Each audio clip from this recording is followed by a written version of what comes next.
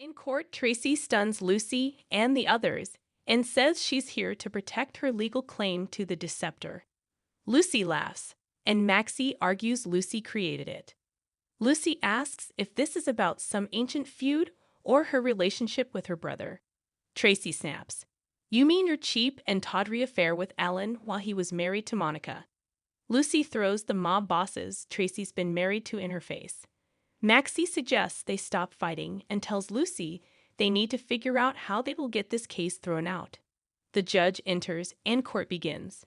Jackson states his case, which includes proof of original designs on the original Deceptor, which proves it was his client's original idea, along with testimonies from many in the cosmetic industry to back them up.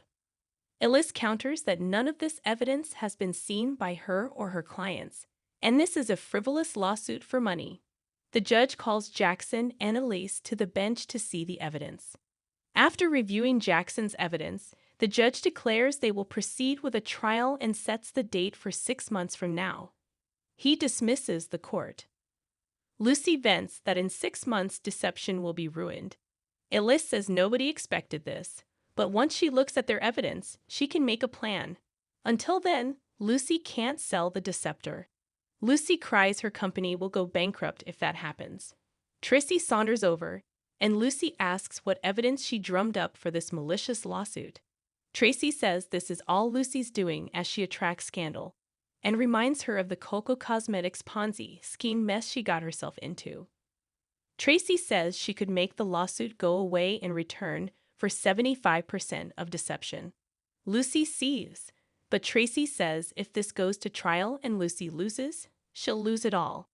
Tracy thanks Jackson for a job well done, and they walk out.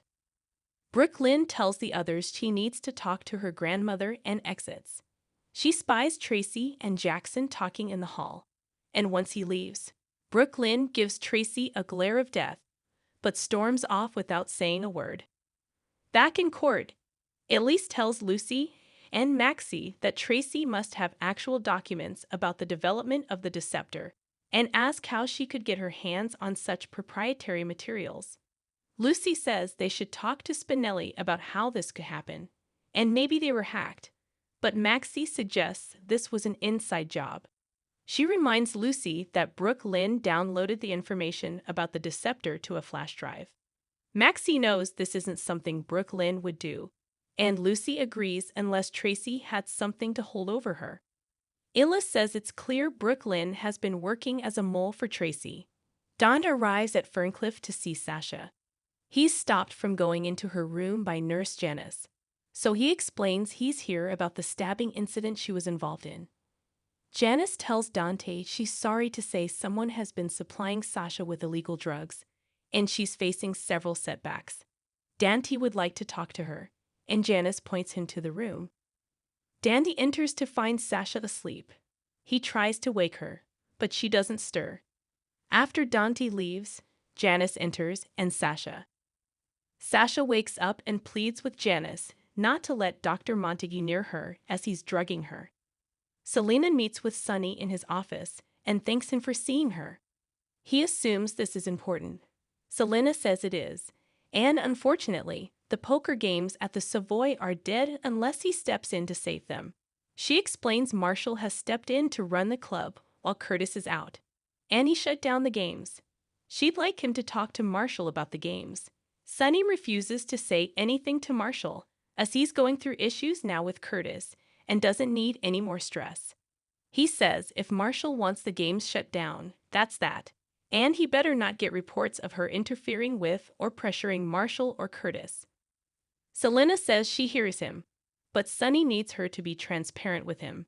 He asks if she's doing any business with people he doesn't know about. She swears nobody has reached out to her, and if they do, she'll let him know. He finds that hard to believe as usually a businesswoman like herself has something on the side. Sonny gets a call and tells Frank to send him in. Selena assumes they are done speaking. Dante walks in, and Sonny dismisses Selena. Alone, Don explains he came to talk to him about Sasha, and the news isn't good.